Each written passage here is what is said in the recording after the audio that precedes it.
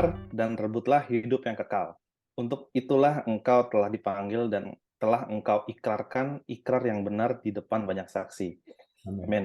Itu Amin. tadi adalah kutipan dari 1 Timotius 6 ayat yang ke-12 yang kita akan baca hari ini. Mau nyapa teman-teman juga nih, ada kebetulan ada yang join juga baru gabung, Ko Yohanes. Halo Ko Yohanes, apa kabar?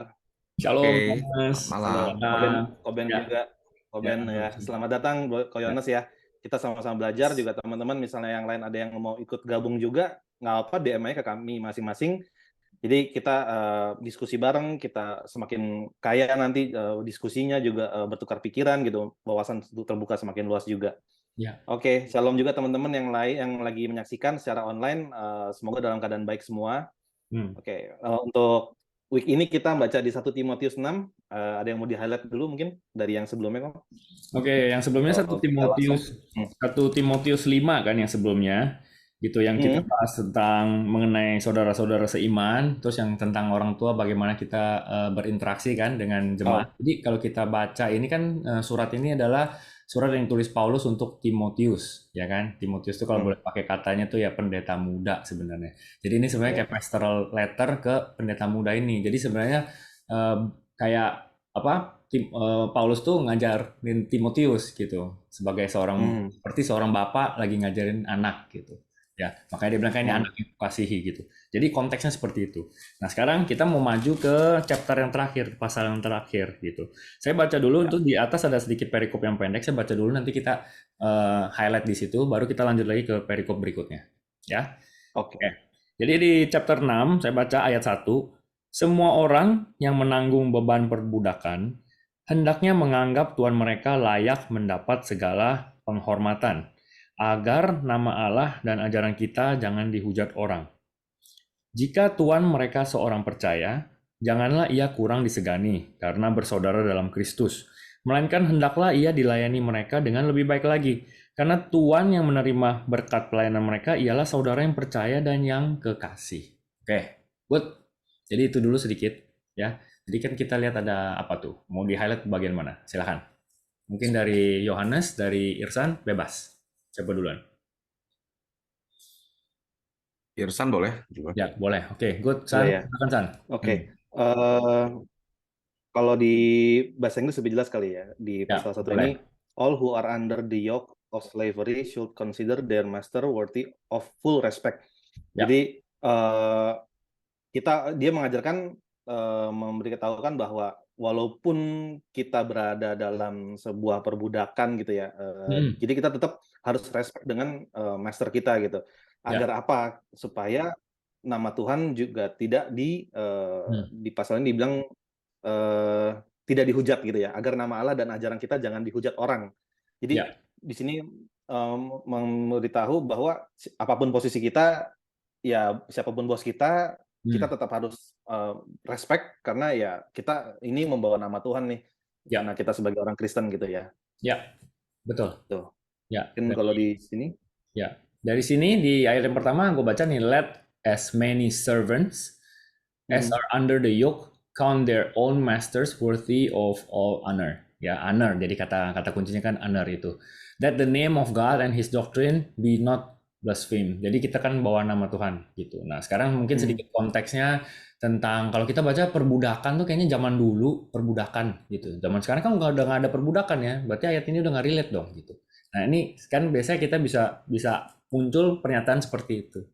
Ya, mungkin sebelum kita lanjut menjelaskan itu lebih banyak, mungkin dari Yohanes dulu mau nambahin di bagian mana di perikop kecil tadi itu. Silakan. Ya, kalau relate dengan keadaan sekarang, kayaknya kita sebagai seorang karyawan ya atau seorang pekerja harus punya etos kerja yang baik ya. Betul. Ya jangan jadi karyawan tuh jangan males, jangan nggak kreatif ya. Karena kita anggaplah kita tuh harus bekerja seperti yang tadi apa tuh? Si Irsan di Kolose tuh tulisnya. Iya, soalnya kita tuh bekerja untuk Tuhan dan bukan untuk manusia gitu. Betul. Itu sih kalau yang aku relate dengan keadaan sekarang sih. Oke, dari aku itu dulu. Ya, thank you Yohanes. Jadi isinya itu makanya pada saat kalau kita baca kata perbudakan, bisa merasa itu cuma terjadi di zaman dulu gitu. Tapi sebenarnya itu kalau kita baca di bahasa Inggrisnya kan servants itu memang katanya yang dipakai tuh doulos, ini memang artinya perbudakan. Tetapi kita perlu ngerti juga bahwa pas lagi zaman Romawi pun itu yang disebut perbudakan tuh bahkan orang-orang yang bekerja sama bosnya itu ya memang sebutannya seperti itu. Ya. Jadi contoh ya, salah satunya pun seperti Lukas itu. Lukas saja kalau kita baca secara sejarah, Lukas itu kan dokter ya, tabib kan ditulisnya gitu. Dia itu sebenarnya juga pegawai istilahnya. Pegawainya Theophilus. Makanya dia tulis surat tulisannya dia itu dia bilang dia tujukan untuk Theophilus gitu. Ya. Jadi sebenarnya tetap relate sampai hari ini gitu. Selama kita kerja sama orang ya, itu bukan perbudakan dalam arti konotasi sebenarnya. Artinya ya kerja sama orang karena itu memang sistem yang ada gitu loh. Ya kan pada saat kita kerja sama orang, nah di sini konteksnya bukan di perbudakannya. Konteksnya adalah di mana kita yang tadi Yohanes bilang punya etos kerja yang benar, ya kan. Irsan tadi bilang kita mewakili namanya Tuhan, ya kan. Jangan sampai itu, nih kita baca di sini. Master worthy of all honor, ya kan? Berarti ada honor nih, kita respect, ya kan? Kita respect. Terus that the name of God, karena kita bawa nama Tuhan, ya kan? The name of God. Nah, kalau God ini di sini kita tahu Theos, ya kan? Ya. Jadi kita bawa nama Tuhan dan pengajarannya dia doktrin. Doktrin itu ajaran Tuhan. Nah, kalau kita Kristen, kita tahu apa yang diajarin pada saat kita baca Alkitab. Di situ banyak firman Tuhan, kebenaran, ajaran-ajarannya. Supaya jangan sampai kita ini kayak ini nih, blaspheme, ya kan? Kalau bahasa Indonesia tadi apa tuh? Bahasa Indonesianya apa tadi? Iya, betul. Betul. Jangan sampai dihujat orang. Padahal di sini juga jangan sampai kita yang menghujat ajaran Tuhan sebenarnya. Bukan cuma dari sisi dihujat orang, tetapi jangan sampai kita malah jadi kayak menghujat Tuhan ya simply karena kita nggak respect sama atasannya kita. Gitu. Jadi itu konteksnya. Ya. Oke. Tadi biar Aftul kita baca yang Kolose dari pasal. Kolose 3 ayat 23. Apapun juga yang kamu perbuat, perbuatlah dengan segenap hatimu seperti untuk Tuhan dan bukan untuk manusia. Ya, betul. Amin. Betul. Jadi itu perlu dilengkapi ya di tulisan yang di tempat lain di Kolose itu surat untuk Kolose dan ini relate juga untuk ini. Gitu. Karena kan yang kita sembah yang kita layani Tuhan. Memang pada saat kita lakukan itu akan terpancar lewat sesama. Gitu. Ya. Oke, good. Sekarang kita ke perikop berikutnya, silakan. Yang kedua, yang tadi ada nggak kalah penting nih. Oke, silakan. Jadi dibilang di sini, jika Tuhan mereka orang percaya, janganlah ia kurang disegani karena bersaudara dalam Kristus, melainkan hendaklah ia dilayani mereka dengan lebih baik lagi. Jadi malah kalau kita istilahnya ini kena di gua ya, karena bos gua sama-sama orang percaya juga gitu. Jangan mentang-mentang dia orang percaya, kita tahu nih nih kalau orang Kristen kan dia harus mengasihi, terus kita jadi nggak kurang respect, malah jadi atau malah jadi take advantage ya. Malah take advantage. Ajar gitu.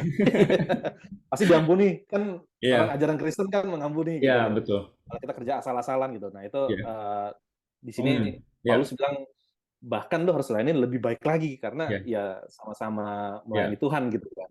Iya, that's a good point, San. Gitu ya. Kalau istilahnya kalau mau bikin lebih relate gitu ya mungkin ya istilahnya kalau kita sama temen itu kan biasa kalau temen jualan itu malah kita harusnya kan bayar aja harganya gitu, bukannya malah minta diskon lebih murah karena dia teman gitu loh. Itu mungkin lebih relate kalau sehari-hari seperti itu. Tapi kan ini konteksnya tadi orang percaya. Tadi udah good point banget Irsan yang bilang justru ya layani lebih baik, malah jangan take advantage karena karena lu tahu dia harus mengasihi lu balik gitu misalnya karena tahu malah jadi take advantage gitu, jangan.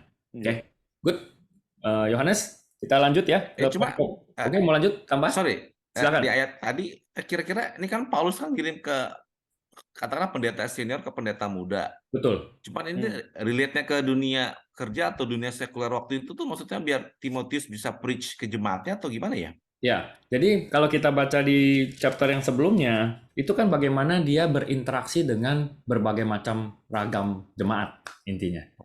Gitu. Nah, jadi ada yang kalau yang perikop di ayat pasal yang sebelumnya itu kayak ke orang tua, ke janda, ke orang muda, ya kan dia bilang yang itu semua. Nah, ini masuk nih ke yang berikutnya gitu, bahwa bagaimana kalau ketemu yang pegawai intinya. Gimana lu mengajar yang orang yang masih bekerja, bagaimana kalau dia adalah posisinya adalah bos. Gitu. Jadi semua sudut tuh di cover sama Paulus. sebenarnya. Karena Timotius nih yang harus kayak istilahnya yang ngajarin kan jemaatnya gitu. Jadi dia juga harus tahu nih bahwa banyak nih berbagai macam lapisan masyarakat nih harus dia layani, dan dia harus tahu bagaimana ngajarinnya. Ya, mau either dia seorang bos, mau either dia seorang employee, mau seorang muda, tua, janda, itu semua di explain di sini. Jadi kira-kira konteks seperti itu. Ya. Oke, lanjut ke perikop berikutnya. Mungkin bisa minta tolong Yohanes bacain dulu. Berapa ayat nih? Yang perikop berikutnya mengenai penyakit bersilat kata dan mengenai cinta uang, berarti dari 2b sampai 10. Silakan. 10. Ya. Oke. Mengenai penyakit bersilat kata dan mengenai cinta uang. Ajarkanlah dan nasihatkanlah semuanya ini. Jika seorang mengajarkan ajaran lain dan tidak menurut perkataan sehat, yakni perkataan Tuhan kita Yesus Kristus, dan tidak menurut ajaran yang sesuai dengan ibadah kita, ia adalah seorang yang belagak tahu, padahal tidak tahu apa-apa. Penyakitnya ialah mencari-cari soal dan bersilat kata yang menyebabkan dengki, cedera, fitnah, curiga, percekcokan antara orang-orang yang tidak lagi berpikiran sehat dan yang kehilangan kebenaran, yang mengira ibadah itu adalah suatu sumber keuntungan. Memang ibadah itu kalau disertai rasa cukup memberi keuntungan besar. Sebab kita tidak membawa sesuatu apa ke dalam dunia, dan kita pun tidak membawa apa-apa keluar. Asal ada makanan dan pakaian, cukuplah. Tetapi mereka yang ingin kaya terjatuh ke dalam pencobaan, ke dalam jerat, ke dalam berbagai-bagai nafsu yang hampa dan yang mencelakakan, yang menenggelamkan manusia ke dalam keruntuhan dan kebinasaan. Karena akar segala kejahatan ialah cinta uang, sebab oleh memburu uanglah beberapa orang telah menyimpang dari iman dan menyiksa dirinya dengan berbagai-bagai duka. Ya, good. Nah, jadi ini konteksnya seperti itu. Sekarang kita lihat, Irsan mau highlight dari mana, nanti kita tambahin atau kita bahas. Silakan, San. Oke, kalau di sini dibilang tadi, if anyone, bahasa Inggrisnya, if anyone teaches otherwise. Jadi selain dibilang mengajarkan ajaran lain kan kalau bahasa Indonesianya, tapi kalau ini sih mengajarkan kebalikannya gitu, atau yang lainnya gitu, tidak menurut perkataan sehat, atau bisa kita bilang tidak menurut ajaran Tuhan Yesus. Nah, emang ajaran Tuhan Yesus itu apa sih gitu kan? Kita tahu juga di Matius 16 itu kan Tuhan Yesus menyampaikan kepada murid-muridnya itu, dia bilang di ayat 12, mana ya tadi gue udah highlight. Matius 16 sorry ya. Nggak apa-apa. Take your time. Gua akan sambil ayat 24, sorry. Ayat 24 ini dia bilang, lalu Yesus berkata kepada murid-muridnya, setiap orang yang mau mengikut aku, ia harus menyangkal dirinya, memikul salibnya, dan mengikut aku. Karena barang siapa mau menyelamatkan nyawanya, ia akan kehilangan nyawanya, dan barang siapa kehilangan nyawanya karena aku, ia akan memperolehnya. Jadi di sini kan kita diajarkan pengajarannya adalah untuk memikul salib ya, menyalibkan kedagingan kita, yaitu kalau kita bisa ibaratkan lagi, mematikan keinginan daging kita. Nah, di sini ajaran-ajaran itu kan ya pastinya yang bertentangan adalah kalau di sini ngebahas tentang uang gitu ya. Banyak yang di sini juga bilang itu ayat 9. Ayat 9 ya. Tetapi mereka ingin kaya terjatuh ke dalam pencobaan, dan dibilang ada keuntungan. Ini nih. Memang di ayat 5, percecokan antara orang-orang yang tidak lagi berpikiran sehat dan kehilangan kebenaran, yang mengira ibadah itu adalah suatu sumber keuntungan. Nah, di sini kan banyak yang luas ya keuntungan itu, juga bisa mungkin berpikir karena ada persembahan nih, terus ada perpuluhan atau ada apa gitu kan. Jadi yang sesuatu yang menurut gue ini pengajaran yang memutarbalikkan bahwa sebenarnya kita itu harus hidup mati loh, bukan mengejar berkat terus mengejar uang, karena ya uang itu kan ya dibilang kita tidak bisa menyembah dua tuan ya, hanya salah satu aja. Otherwise ya kita akan membenci yang satu dan melayani yang lain gitu. Nah, jadi ini ajaran-ajaran inilah yang gue tangkap sih. Oke, good. Jadi tadi dari sisi yang lu bilang lu bawa memikul salib ya kan gitu. Tapi kalau nanti dibikin lebih sederhana lagi, apakah kita berfokus kepada kebenaran firman Tuhan atau berfokus pada kepentingan diri sendiri sebenarnya? gitu. Nah, cuman pada saat berfokus pada keinginan sendiri, keinginan kepentingan diri sendiri itu kan semuanya urusannya sama kedagingan kita gitu loh. Jangan sampai ini malah jadi berbalik. Nah, itu juga udah jadi ajaran-ajaran yang lain jadinya kalau udah sampai seperti itu. Ya kan? Tentunya di depan yang sebelum kita baca, kita udah pernah baca juga kan ajaran lain itu apa, ya kan? Yang di pasal 4 itu. Tetapi jauhilah tahayul, dongeng, nenek tua, itu semua termasuk juga di ajaran lain itu. Tetapi tadi fokusnya juga sama. Kalau pada saat kita udah fokus sama diri sendiri, untuk kedagingan kita itu most likely memang udah bukan ajaran dari Tuhan, ya gitu. Karena fokusnya itu adalah kepada Tuhan. Dan memang di perikop ini konteksnya tentang mamon, terutama tentang uang, gitu. Ya, karena ditutupnya di ayat 10-nya itu karena akar segala kejahatan ialah cinta uang, ya kan? Gitu. The love of money kan, gitu. Oke, sebelum kita bahas lebih banyak lagi di situ, nanti kita sambung lagi di situ. Yohanes dulu, silakan. Ya kalau bagian dari perikop akhir ini sih kayaknya relevan banget ya dari zaman dulu sampai zaman sekarang ya. Ya. Bagi yang sekarang nih kalau kita lihat kan kasus yang orang pajak itu ya. Aduh sampai tadi baca berita sampai 500 miliar loh dia utak-atik lah kayak gitu ya. Ya, betul. Ya relevan banget ya. Apalagi dia mungkin dari namanya he's a Christian or Katolik ya. Ya, betul. Ya, benar. Puas kan tadinya. Iya. Jadi kalau tadi baca tuh ya di ini nih. Jadi kan tadi yang kita dari 5 aja nih. Dari ulang aja deh, dari awal deh, biar jelas nih sampai ke belakangnya nih. Kan dia bilang gini, ajarkanlah dan nasihatkanlah semuanya ini. Nah, apa yang mau diajarin, apa yang mau dinasehatin? Jika seorang mengajarkan ajaran lain dan tidak menurut perkataan sehat, yaitu perkataan Tuhan kita Yesus Kristus, dan tidak menurut ajaran yang sesuai dengan ibadah kita. Nah, tadi kan kita udah dapat tuh, intisarinya itu, ajaran yang sehat itu berfokus pada Tuhan, ya kan? Bukan buat kepentingan diri sendiri, kan itu tadi ya. Terus, ia adalah seorang yang berlagak tahu, padahal tidak tahu apa-apa. Gitu. Jadi karena udah fokus sama diri sendiri, udah jadi lupa juga tuh. Intinya yang mau diajarin apa, yang dia harus belajar apa. Nah, jadinya gini, penyakitnya ialah mencari-cari soal dan bersilat lidah. Akhirnya jadi masuk ke dalam perdebatan yang sia-sia nih.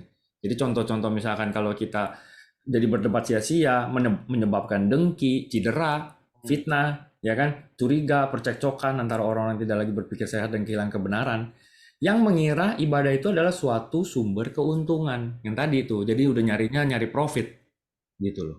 Ya kan, mencari keuntungan. Terus memang ibadah itu kalau disertai rasa cukup memberi keuntungan besar. Jadi memang bisa memberi keuntungan besar, tapi lihat fuelnya itu adalah merasa cukup. Itu penting tuh, ya kan? Merasa cukup itu sebuah keuntungan, ya kan? Memang itu sebuah keuntungan. 7. Sebab kita tidak membawa sesuatu apapun ke dalam dunia dan kita pun tidak membawa apa-apa keluar. Baru dia fokus nih sekarang lebih spesifik, lebih mengkerucut tentang uang. Ya kan? Asal ada makanan pakaian cukup. Jadi harusnya memang kita kan selalu belajar untuk merasa cukup. Karena dengan kita belajar merasa cukup, kita bisa bersyukur. Kan gitu. Kalau nggak pernah merasa cukup, syukurnya nggak mungkin keluar. Gitu. Ya. Yang ada kita makin membandingkan. Nah kalau kita udah ngomong membandingkan, boleh nggak kita membandingkan? Boleh. Bandingin sama diri sendiri. Jadi kita ini harus bandingkan kita yang sudah lebih baik daripada kita yang kemarin. Gitu. Atau setidaknya nggak lebih buruk deh dari yang kemarin gitu. Pertahankan prestasimu kan gitu kan gitu. Jadi kalau mau bandingin sama diri sendiri, karena begitu kita bandingin sama orang lain udah pasti sukacitanya hilang. Pada saat sukacitanya hilang, syukurnya nggak ada. Pada saat syukurnya nggak ada, ya udah nanti jadi masuk tuh kayak yang tadi tuh. Ya kan? Di ayat 9. Tetapi mereka yang ingin kaya akhirnya jadi masuk ke jebakan itu. Terjatuh ke dalam pencobaan. Ya kan? Jadi fuelnya tuh pengen kaya, jatuh dalam pencobaan, ke dalam jerat dan ke dalam berbagai nafsu yang hampa, dan yang mencelakakan, yang menenggelamkan manusia ke dalam keruntuhan dan kebinasaan. Itu ujungnya sadis, hancur. Ya kan? Jadi, karena akar segala kejahatan ialah cinta uang. Dia nggak tulis akar segala kejahatan ialah uang, bukan. Uangnya sih nggak ada urusan, nggak ada masalah. Cinta uangnya yang masalah. Ya, jadi kalau kita baca ayat gini, oke, gue mulai hari ini gue udah nggak mau cari duit lagi, semuanya gue buang aja. Itu juga salah konsepnya. Karena dia nggak bilang nggak boleh cari uang. Dia bilang jangan cinta uang. Ya, cari uang ya itu kan bagian dari kerja keras kita, cari. Tapi ini untuk apa, ya kan? Yang tentunya ujung-ujungnya glorify Tuhan, memberkati orang lain. Kan tadi fokus ke Tuhan, untuk kepentingan Tuhan, untuk kepentingan orang lain. Nah kalau dibalik untuk kepentingan diri sendiri, akhirnya masuk lagi tuh ke jebakan yang tadi tuh, ya kan? Jadi jangan cinta uang, cari uang nggak apa-apa, ya, gitu. Sebab oleh memburu uanglah beberapa orang telah menyimpang dari iman. Kenapa mereka buru? Karena mereka udah cinta uang. Secinta itunya diburu terus sama dia, ya. Makanya ini adalah hasilnya nih, menyimpang dari iman dan menyiksa dirinya dan berbagai-bagai duka. Gitu. Kalau lihat dari tadi sempat Yohanes mention tentang pajak yang itu 500M gitu misalnya, itu duit luar biasa gitu. Tapi pada saat memburu sekian banyak, lihat itu ujungnya kemana? Gitu. Ya, ujungnya itu ya tadi keruntuhan dan kebinasaan. Nggak worth it dong. Gitu, ngapain? Kayak gitu, right? Oke. Jadi itu urusannya sama Mamon. Ayat ini sih ayat yang sangat kita sering dengar sebenarnya kan, karena akar segala kejahatan ialah cinta uang. Oke, mungkin ada yang mau nambahin sebelum kita ke yang perikop terakhir nih, pesan penutup. Silakan, ada yang mau nambahin? Gue paling dari Yohanes. Ya, Yohanes boleh. Tapi ya kalau ini kan tadi kan kita ngomong soal ajaran ya. Ya nggak judging sih ya, cuman sekarang even di gereja pun banyak yang pengajarannya kan ya kita udah tahu lah prosperity gospel. Iya, terus motivational diri atau apalah kayak gitu loh. Jadi sometimes kita juga mesti berdoa untuk gereja-gereja biar bisa preach yang benar ya. Betul. Atau gimana? Betul. Pastinya. Tetapi dari kalau kita sebagai pribadi, kita punya tanggung jawab kita masing-masing juga, gitu. Jadi ya, karena kita, ya pokoknya intinya kita harus yang bisa kita kontrol nih dalam diri kita dulu sendiri. Nah, gimana kita bisa memilah-milah itu semua? Tentunya makanya kita harus balik dulu ke firman Tuhan, gitu. Jadi kita baca, itu ada cermin, sesuai nggak nih ajarannya, gitu. Jadi itu biar ke kita dulu, gitu. Nah, kalau udah konteksnya besar, ya kan? Itu juga kita baca di Alkitab juga udah ditulis. Masing-masing semua udah ada upahnya. Gitu. Ya kan?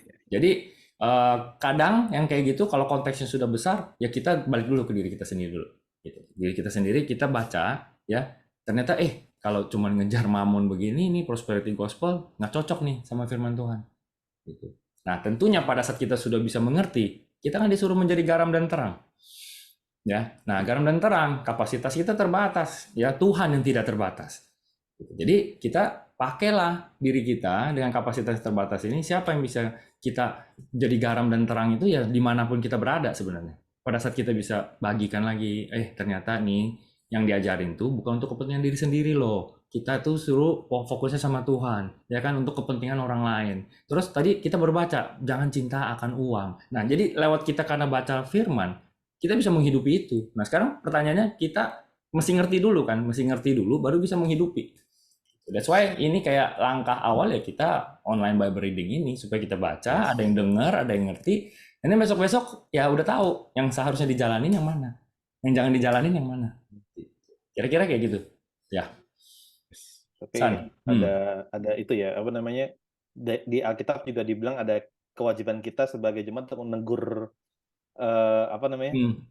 pemimpin ya, kalau yang kayak gitu kan sebenarnya gitu. Cuma itu paling pastinya sulit dilakukan karena ya pasti kan pemimpin atau apalagi udah yang pemimpin gereja ngeliat kita siapa sih gitu kan, sosok nasehatin gitu.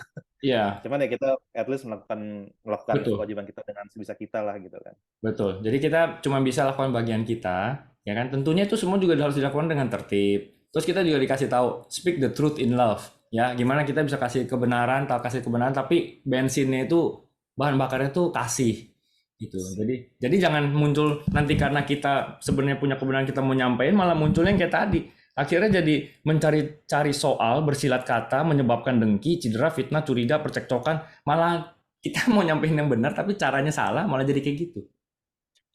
Ya kan? Gitu. Jadi pada saat kita baca ini, ternyata meskipun itu sesuatu yang benar, tapi kalau disampaikan dengan cara yang salah, itu juga tetap salah. Gitu. Jadi konten sama cara menyampaikan itu dua-duanya penting. Gitu. Nyampeinnya benar dengan penuh kasih, tapi isinya kontennya salah, nggak ada kebenarannya. Gitu. Balik-balik ujung-ujungnya balik lagi ke grace and truth. Kalau cuma grace semua tapi nggak ada truth-nya, ya juga nggak ada gunanya. Tapi kalau juga truth semua nggak ada grace-nya juga sadis banget, ya kan, kejam banget gitu. Jadi cari titik balance-nya itu. Ya, good. Thank you, pertanyaannya keren banget tuh. Ya. Di apa namanya, ingat di satu ayat juga di Yakobus 1 ayat 13 sampai 15 tadi. Dia bilang di sini, apabila seorang dicobai janganlah ia berkata pencobaan ini datang dari Allah, sebab Allah tidak dapat dicobai oleh yang jahat, dan ia sendiri tidak mencobai siapapun, tetapi tiap-tiap orang dicobai oleh keinginannya sendiri karena ia diseret dan dipikat olehnya. Jadi menyambung ke yang 1 Timotius tadi, dibilang ya karena kita cinta akan uang, melakukan segala hal yang menghalalkan segala cara ya untuk mendapatkan itu gitu, dan ujung-ujungnya ya kita terjebak kalau udah kayak tadi ngumpulin 500 M terus kita udah baru sadar di sini, ya jadi terjebak ya. Ya, ada konsekuensinya jadi. Ya, konsekuensinya. Sebagai gue sebagai karyawan gitu, gue punya teman orang purchasing gitu. Dia ya ada vendor-vendor yang kayak mungkin ngasih uang supaya ngambil di dia terus gitu. Nah dia karena dia cinta uang bukan berintegritas, dia terimalah uang itu. Wah, berkat dari Tuhan, ngomongnya sih gitu, padahal kan itu udah salah gitu kan. Tapi giliran nanti dia nggak tahu bahwa itu sebenarnya karena dia cinta sama uang itu, dia jadi terikat dengan orang itu. Saat dia tidak mengambil dari vendor itu akan mempertanyakan, kok lu nggak ngambil dari gue sih? Kan gue udah bayar lu segala macam, gue aduin ke bos lu ya gitu. Terus dia jadi kayak, aduh, gue ntar kehilangan pekerjaan gue nih, bos gue bakal mecat gue nih, gitu kan. Jadi ya di situ dia bilang, aduh Tuhan kenapa ini datang kepada diriku lah. Itu yang itu kadang orang-orang tidak sadar saat menerima ini happy, tapi pas udah dapat dalam jatuh dalam pencobaan, ya dia mempertanyakan ke Tuhan lagi gitu lah ya. Ya, betul. Jadi pada saat kita pegang betul prinsip Tuhan, kita sebenarnya jadi tahu mana yang dari Tuhan, mana yang bukan dari Tuhan. Itu dulu awalnya. Ya kan, jangan yang bukan dari Tuhan kita bilang itu dari Tuhan. Gitu. Nanti udah ada konsekuensinya, baru kita ngomong lagi sama Tuhan, kenapa kayak gini Tuhan gitu. Ya, gitu. Jadi kira-kira makanya kenapa kita berjalan terus bersama Tuhan itu ya seperti itu, gitu. Ya. Tapi dia bilang tadi ya kan mereka yang ingin kaya terjatuh dalam pencobaan ya itu tadi gitu. Ya, tapi sekali lagi ya bukan artinya nggak boleh cari uang. Tapi kita cari uang itu untuk apa, ya kan? Gitu. Tujuannya dulu, motivasinya dulu untuk apa? Yang jelas untuk ujung-ujungnya kemuliaan Tuhan, gitu. Ya, jadi fokusnya ke Tuhan untuk menjadi berkat untuk orang lebih banyak, gitu. Apalagi kalau pakai cara yang nggak benar tadi itu sebenarnya udah jelas sih, gitu ya. Gitu. Oke. Kalau ditanya, kalau ditanya nih misalnya, terus nyari uangnya sampai seberapa gitu? Nah, di ayat 8 udah dibilang asal ada makanan dan pakaian cukuplah. Iya. Terus kan kalau misalnya kita mau bilang ukuran dunia, punya 1 miliar cukuplah nanti uang sekolah anak, masuk uang pangkal 400 juta. Ya jadinya kita berfokus pada 1 miliar, gimana caranya bisa dapat 1 miliar pada umur sekian gitu. Tapi kalau kita berjalan dengan Tuhan, ya itu kan kita mengandalkan diri kita kan, dan mengandalkan uang jadinya untuk merasa aman. Tapi kalau kita berjalan dengan Tuhan, sekarang belum cukup, kita nggak stres juga gitu. Tapi sekarang cukup nggak makan dan lain-lainnya cukup gitu. Oke, itu yang Tuhan bilang cukuplah. Dan nanti ke depannya gimana? Jangan membatasi Tuhan untuk anak nanti nggak bisa sekolah, nanti nggak ini nggak itu gitu. Aduh, gue paling sebel. Itu udah masuk lagi kan, jadi ke khawatir apa itu udah ranah nanti udah kita juga nggak ke sana gitu kan. Ya, jadi sebenarnya konsep yang kalau kita pegang nih ya, Tuhan tuh bisa kasih kita berapa aja yang Dia mau kasih gitu. Kadang kita udah siap apa belum siap, satu. Tapi kalau Tuhan udah kasih pun, ya kan itu kan tadi udah jelas tujuannya, konsepnya fokusnya ke Tuhan.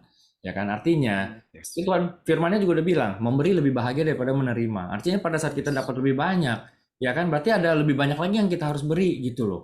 Nah, itu jadi cara kita untuk menjaga juga gitu. Kita bikin parameter-parameter supaya kita jangan sampai masuk lagi ke tadi, cintakan uang. Karena sampai satu titik lupa lagi, masuk lagi, akhirnya makin mau memburu uang lagi gitu. Ya, tapi kan tidak menutup kemungkinan Tuhan bisa berkati kita dengan cara apa aja gitu. Makanya fokusnya itu memberinya itu yang harus makin naik level, bukan lifestyle-nya yang makin naik level. Gitu loh. Pada saat kita diberkati lebih banyak lagi, artinya kita lebih punya kemampuan lagi untuk memberkati orang, memberi lebih banyak orang lagi. Gitu. Tapi kalau lifestyle kita selalu ngikutin, pada saat kita dapat lebih banyak lifestyle kita naik, ya memberinya kapan akan naik tingkat, segitu-segitu aja.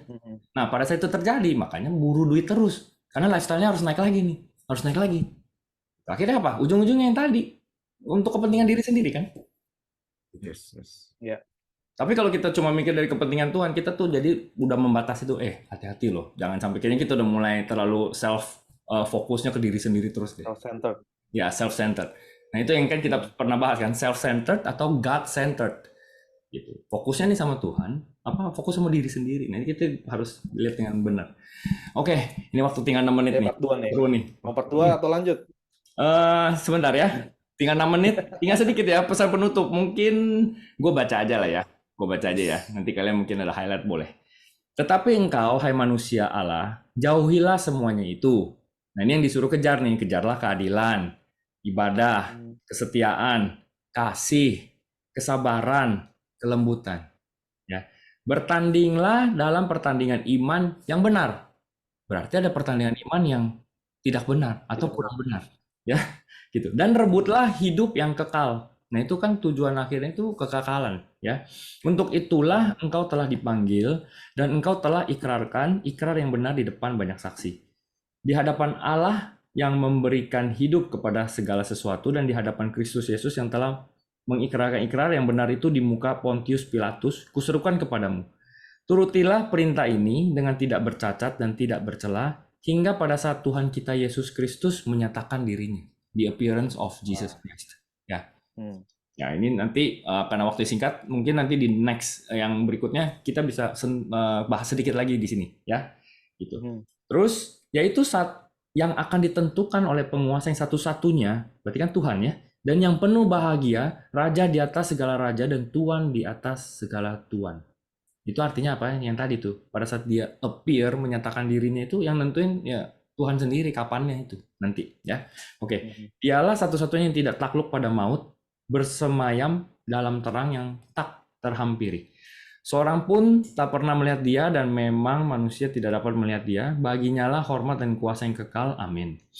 Peringatkanlah kepada orang-orang kaya di dunia ini agar mereka jangan tinggi hati dan jangan berharap pada sesuatu yang tak tentu seperti kekayaan, melainkan pada Allah yang dalam kekayaannya memberikan kepada kita segala sesuatu untuk dinikmati.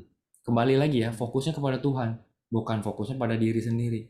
Bukan fokus lagi apalagi pada kekayaannya, mengandalkan kekayaannya, itu kan sia-sia aja. Peringatkanlah agar mereka itu berbuat baik, menjadi kaya dalam kebajikan. Nah ini kan berarti ditujukan ke orang kaya kan tadi?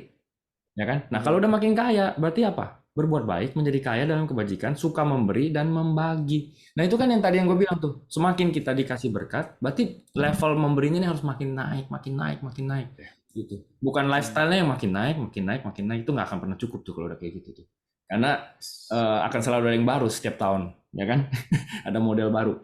Dan dengan demikian mengumpulkan suatu harta sebagai dasar yang baik bagi dirinya di waktu yang akan datang untuk mencapai hidup yang sebenarnya.